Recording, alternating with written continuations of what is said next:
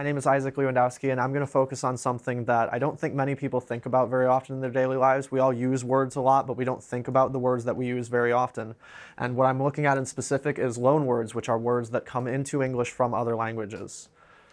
So some quick introductions. What is the big picture here? Loanwords make up about 33% of the English language and actually about 50% of the words that we use every day. So English is hugely comprised of words from other languages and only partially comprised of words that are natively English. This is obviously loanwords are very important to the way that we speak, because if they didn't exist, we would be speaking very differently right now. So what are my big goals and my small goals? My big goal is honestly just to inform more people on the existence of loanwords and how important they are to our language. My small goal was to look more into how loanword recognition changes between a more recent contributor to English, Japanese, and the older contributors to English, French and Latin, which both make up about 80 to 90% of the loanwords that are in English currently. So why should we care about loanwords? If we didn't have loanwords, we wouldn't have words for that delicious food item right there.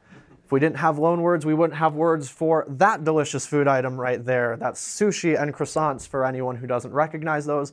And last but certainly not least, if we didn't have loanwords, we would not have that very important pronoun. The word they is a loanword into English from Scandinavian. It's an old loanword, sure, but it is definitely a loanword. It doesn't come from native English. So an important definition is obviously loanword. I talked a little bit how loanwords are words that have come into English or any language from another language, but here's a more specific definition. A loanword is a single word from a language that is based either in meaning or form on a word from another language. That is not to say that it's the exact same word, because often loanwords change. But the donor language is the language that contributes the origin of the loanword. It's the language in which the original word that the loanword is based on exists. And then the receiving language is the language that adopts the loanword. For the sakes of this presentation, the receiving language is always English. So we're going to talk about one of my major research sources, the OED, or the ODD OED, as I'm calling it rather jokingly. So what exactly is the OED? The OED is an abbreviation for the Oxford English Dictionary of the English Language. It's one of the most comprehensive sources of English language research. It has an incredible amount of headwords and just straight up words. It has about 230,000 headwords and about 600,000 words underneath those headwords. And it also has really comprehensive sources for all of the first attestations, the first time that the words appeared in print, and all of the etymologies of those words. And we're going to look at that right now. This is an entry in the OED for the word cat. You can see up there that cat is the headword. Underneath it, you can see the etymology, which is all the source languages and history and comparisons to similar words in other languages. And then down right here below, you can see the first appearance in print around the year 800 and all the later appearances in print and the way in which that definition has changed. So the ODD OED part 2, people very rarely think about the language that they use, as I mentioned before, which means that the OED has a problem. People don't go, oh, this word that I'm using has changed from when we were using it 20 years ago. So the OED is forced to rely on written sources to look at these kinds of language and definition changes. Unfortunately, written language isn't exactly the same as spoken language, and writing is a lot slower to adapt. So there's a few major information issues that the OED has. This manifests itself in things like how Shakespeare is credited with inventing so many words. In reality, he was probably just writing down the things that he heard people saying around him, or he might be the only work that survived with that word in it. The earlier print sources that used it may have been destroyed. Shakespeare is a body of work that we have a huge amount of, so it's only natural that he's credited with a lot of these words. So, hyperfast English History 101, speaking of Shakespeare. So English is derived from a couple of major sources directly, which I'm talking in specific about Proto-Indo-European, which is a hypothetical language that predates most of the European languages and a couple Asian languages as well, which then developed into Early Germanic, which was another hypothetical language that eventually evolved into Old English, which is not Shakespeare's English. It is the English that existed before the year 1066. And then Old English with the Norman Conquest evolved into Middle English, which was from 1066 to about the end of the medieval era. Then we evolve into Modern English. Early Modern English is Shakespeare, and what we speak today is complete Modern English. So all of this is pretty solid information, but what was my actual project other than doing research? So I pretty much just took to the streets, so to speak, and interviewed or put out a questionnaire to see how well people were able to recognize loanwords and their sources. It came in a couple different stages. The first stage was about familiarity with linguistics. I wanted to establish a baseline of how familiar my audience was with linguistics and the idea that English is derived from multiple sources. Then after that, I asked them to respond to 20 words, simple words, core vocabulary, which is basic English that we use every day, with which of 4 languages they thought that word was from. Here's a couple questionable questionnaire questions. Few of the words from my questionnaire plus their language of origin. There were a total of 20 questions. There were 5 from each language. These are only 4 of them. Stone from English, eagle from French, status from Latin, and sushi from Japanese. They're all words that I'm sure everyone in this room has heard at some point or knows or uses pretty much all the time. I've got 3 synonyms for data. So some quick info. I got my results from 3 major populations. The factory where my father works, plus a restaurant where one of my friends works, this campus, and my family and friends, and then online via Twitter.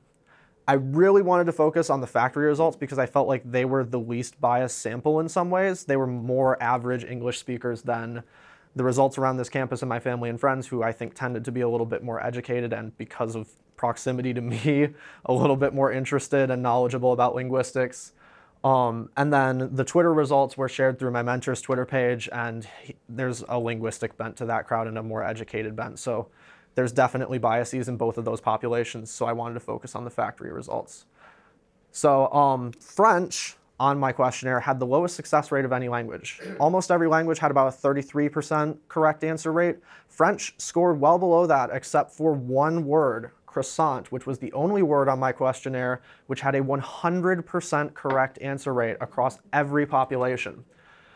So why is French hard, and why was croissant not hard for my populations to answer correctly? There is a very specific reason for croissant, and then there's a general reason for French. So French and English have been sitting in a tree for a very long time. Starting in 1066, one of the most important dates for the English language, the Norman Conquest happened and French became the language of power in England. And what started was a period where French and English were very intertwined, and a lot of loanwords started appearing from French in English. There was contact between French and English before then, but this was when things really started to amp up to 11. The English that developed in this period, Middle English, was very consistent with a lot of French thematics and had a lot of French loanwords. French and English have been basically intertwined in a lot of ways since then, and there's a reason that French and Latin have 80 to 90% of the loanword share. Only a few loanwords from French remain incredibly recognizable, and croissant is one of those, and they're only super recognizable because of their associations with French culture. Croissant is something that we associate with the stereotypical representation of France, so it's something that my populations were able to recognize pretty much immediately. So we're going to talk a little bit about the loanword life cycle, which relates to croissant and the other French words. One of the researchers that I was looking at for this project, he argues that a loanwords progression goes something like this. It goes from completely foreign to mostly integrated to completely integrated. And obviously there are an infinite number of stages between all of those 4 major milestones, and not all words make it from one stage to the next. Croissant never really made it away from completely or mostly foreign because of its strong association with French culture. If you want to see this in action, you can look at the Japanese words that I put on my questionnaire. So here's an unintegrated loanword, sushi. It's something that's also associated with Japanese culture, much like croissant is associated with French culture. So you can see my less familiar population, which was the factory workers and restaurant workers, they got the answer right a majority of the time. Japanese is pink there. The more familiar audience from Twitter and from my family and friends got answered Japanese even more of the time. Here's a slightly more integrated loanword from Japanese, karaoke. The less familiar audience only got Japanese about 75% of the time, and the more familiar audience only got it about 97% of the time versus 99% on sushi. This karaoke is also an interesting word because it demonstrates something that another of the researchers whose work I looked at, Mathilde Houghton, describes as adaptation or repair of a loan word where it's adapted into the new language's pronunciation patterns. Karaoke in Japanese is pronounced more like karaoke, but because English mouths don't exactly make those sounds correctly, we've adapted it to conform more with our pronunciations. Here is an even more integrated loanword, typhoon, which is a word that technically came to English through Portuguese from Japanese, but has been in English for a very long time. And you can see my less familiar audience, well over a third of the time, said that it was something other than Japanese. And even the more familiar audience, about a quarter of the time, didn't label it as Japanese on their answer sheet. So you can see that this is demonstrating the stages. This is an unintegrated loanword. This is a more integrated loanword. This is even more, it's getting away from probably mostly unfamiliar and getting towards mostly integrated.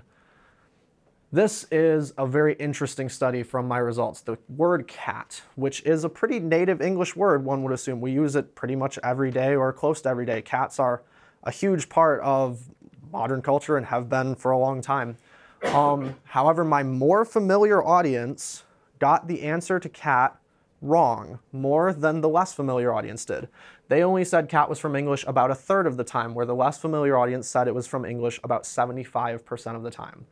Now, how could it be that people who are more familiar with the study of linguistics got an answer wrong on a simple English word more than my less familiar audience? The answer is a little bit complicated, but it relates to the things that we were talking about with Proto-Indo-European. Cat is actually an older language than English itself. It has been around since long before English even came into existence. It is probably from Proto-Indo-European or another early language that English is descended from, which means that it has analogs in a lot of other popular languages like French and Latin. So the people who know those languages and are familiar with those languages would guess more often that it's a loanword from those languages than people who have no knowledge of French and Latin. So some small conclusions from my data. What are the little itty bitty conclusions that we can make here on my smaller goals? First, Japanese is obviously less integrated than the older languages. This was my assumption going in, but it's nice to see some confirmation of it that, you know, people got Japanese about 80% of the time versus the other languages. Secondly, there's only one real surprise in the differences between more and less familiar populations. The more familiar population, cat was the only word that they got wrong more often than the less familiar population. It was slightly unexpected, but there was a clear explanation for it, so it doesn't really skew my data that much. Bigger conclusions are, honestly, the biggest conclusion probably that I drew from all of this is that even people who are more familiar with linguistics get these questions wrong a majority of the time. I said that the average results were about 33% correct. Even among the more familiar populations, they got these questions wrong pretty often, which tells me that loanwords are pretty invisible. They're inherent, but they're also invisible, and we don't think about them very often, even when we study these kinds of things. However, people are familiar in general with the idea that English consists of a bunch of different languages all pushed together into another language. People understand on a majority of the time that English has loanword sources. Even though they can't necessarily identify them, they know that they exist, except in the factory and restaurant worker population. Only about 55% of the people who took that questionnaire from the factory and restaurant worker population said that they were familiar with the idea that English consists of several languages. 45% said that they had no prior knowledge that English was anything other than just pure native English words. Because my other samples were a little bit skewed, I would argue that this result is probably closer to the actual statistic across the English-speaking population, as compared to the other audiences where they were answering a majority of the time that they were familiar with this because of the skewing of them towards linguistic knowledge. So, once more, biggest question, why do we care? So what if people don't know that their language consists of other languages? So what if they can't recognize loanwords from older sources? Loanwords, as I said, are inherent and invisible. They're not going away anytime soon. English is one of the few languages that exist that has such a huge body of loanwords. Most languages have loanwords, but English has a really strong policy of adaptation of loanwords, and really, it's pretty easy for a word to make its way into English. Words from French and Latin are basically indistinguishable from native English, and I worry sometimes that people because of this indistinguishability, start to think that loanwords are a recent trend. And when they recognize loanwords from things like Japanese and more recent contributors, they start to think, oh, this is ruining the purism of English. English is this pure language that needs to not be touched by all these outside sources. But that is not the case and has never been the case. And even Japanese is growing more integrated as time goes on. And honestly, English is constantly changing. English is constantly evolving with the help from these other languages. And if we were to take an attitude of purism towards English, it would take away something that's very important and integral to the way that our language works and the reason our language is beautiful. The last reason is that the world, frankly, won't stop making new words for us to adopt. And if we start taking this policy of exclusion, there are going to be things that we no longer have words for, or we're struggling to make a native word for across this huge body of English speakers. And those ideas are going to leave us behind. There's my works cited, and thank you all very much.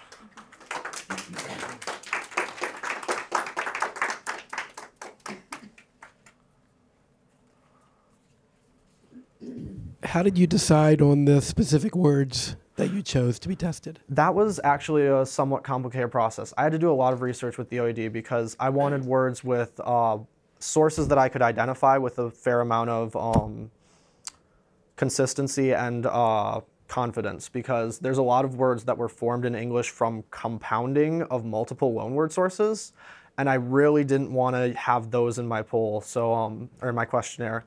So the words that I decided on had to be familiar words, words that I was hoping that my entire audience would know. There they are. Words like stone, eagle, simple nouns in particular, because verbs are a little bit more complicated than nouns to put on a questionnaire like this because of tenses and things like that.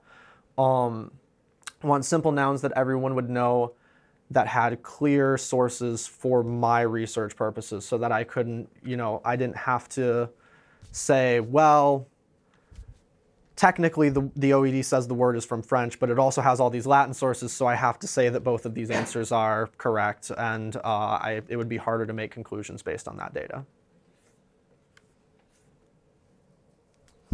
Thank you very much, Izak. This was a very interesting project or research project that you have presented. My question is, since you mentioned how language does change, so the English right now we are in modern English, right? So how much of the modern English language is, and I'm sorry if you have mentioned this already, is loanwords? About 33% based on some of the research that I was conducting with a book by, I think his name is Philip Durkin. It's called Borrowed Words. He did some research on the OED.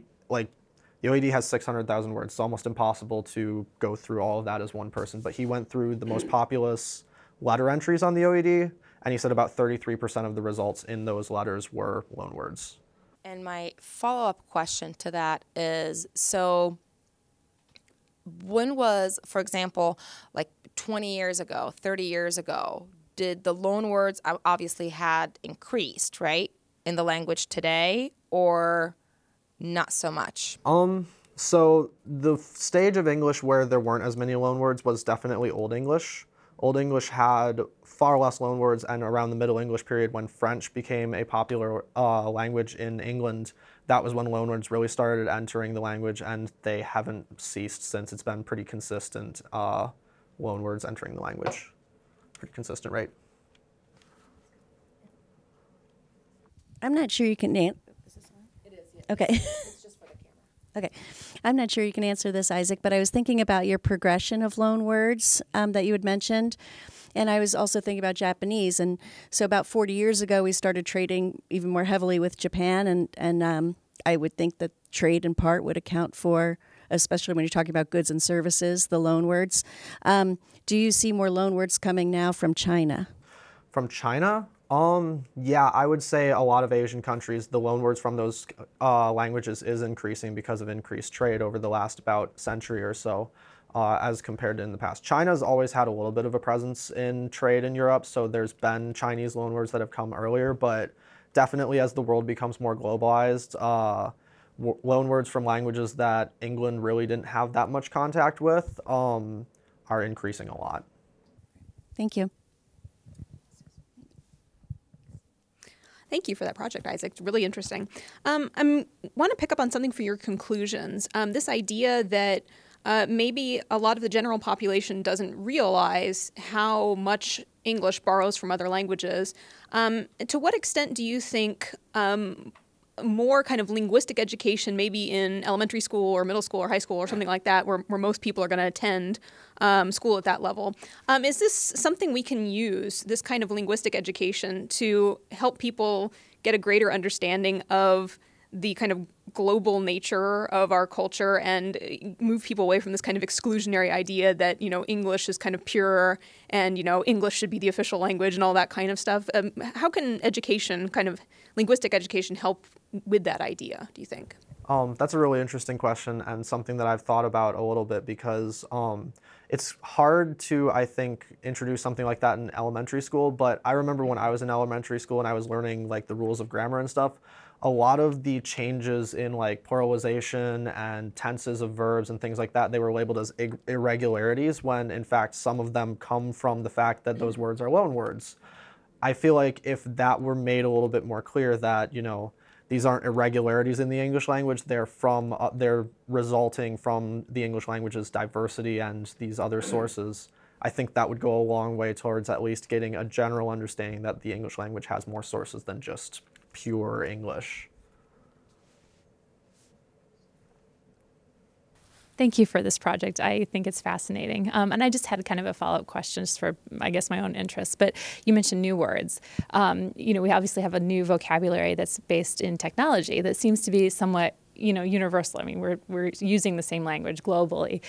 How do those kinds of new words get classified? Or where you know, are they loan words, or where do they come from? I just wondered if you knew. Those are the more complex ones. Like my questionnaire had the word automobile on it, which was obviously a more recent word. And the OED classifies it as French, but it also has Latin roots. So words like that tend to be made by compounding of roots from other languages that have come into English from those other languages. So they're technically formed within English from loan words. They're the more complex ones that I tried to keep out of the questionnaire as much as possible. Thank you. Yeah, thanks a lot. I thought your presentation was great. Not only the content, but the way in which you presented it. You were really very comfortable up there. And so here's my question. I'm one of those people who would have overthought this. And in fact, I've always sort of assumed that English kind of was never a pure language. It was always kind of a mongrel language, a combination of different ones. And I'd always assumed that it was kind of a product of like some old Germanic plus, on the one hand, plus, you know, some Proto-Romance language, you know, going back to Latin. And effectively, I would have thought that pretty much every word in English is a loan word. So am I wrong in how wrong am I in that assumption, and how new or old is English? English starts, the Old English starts around, oh man, I wish I could remember my dates right now. It starts about between the year 0 and the year 1066. It starts around, I think, the year 200 or so. English is hard to pin down because Old English has very few written sources. Beowulf is one of our few that we have in existence. Based on what we know of Old English, though, about 50% of the core vocabulary words that we use every day, like personal pronouns, simple nouns, things like that, things like stone, these all come from Old English. So about 50% of the words you use every day, give or take, come from Old English, where the other 50% came in later or are loan words.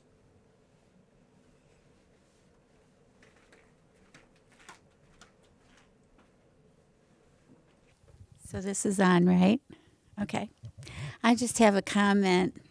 It was very good, Isaac. Thank you. But I wanted to comment on diversity training is basically what we had to do in a factory. We had to train, they called it diversity training, because of words. Because when I worked out at General Motors, and when I came here in 1986, we started having multiple people come from different parts of the country. So what happens is, just like somebody coming over from England or, you know, or from whatever, what happens in the United States even, people come from different parts of the country and different words have different meanings to them. So what was happening was people were getting in arguments on the factory floor just because they didn't understand what one person meant.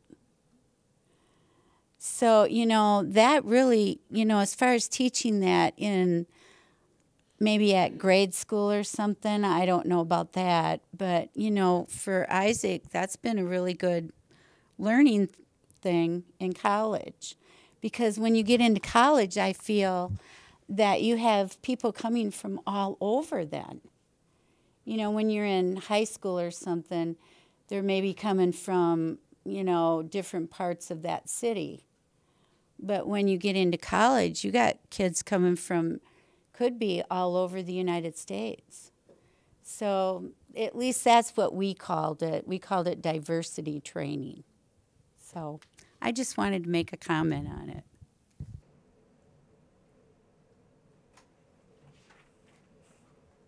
So, as everybody's mentioned before, great presentation. You killed it up there, bud. What would, among the the least familiar or the less familiar population, what was the most missed word? The most missed word. Oh, that's a difficult one. I'm pretty sure it was the same as among the more familiar population. It was the word science, which was French, which had over both populations about a 13% success rate. It was well below like the 33% that was average. The best words for the less familiar population were the native English words. They got those closer to 60% of the time than 33%. The worst words for them were the French words by far. Thank you. All right, thank you very much. Isaac, great presentation.